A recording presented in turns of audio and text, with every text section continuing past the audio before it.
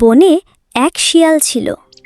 সে অনেক দিন ধরে কিছু না খেতে পেয়ে প্রায় মরা মরা অবস্থা। সে একদিন পথের ধার দিয়ে যাচ্ছিল। যেতে যেতে ভাবল, আমি কয়েকদিন ধরে কিছু না খেতে পেয়ে এতই দুর্বল হয়ে পড়েছি যে আমার পক্ষে আর শিকার করা কোনোভাবেই সম্ভব নয়।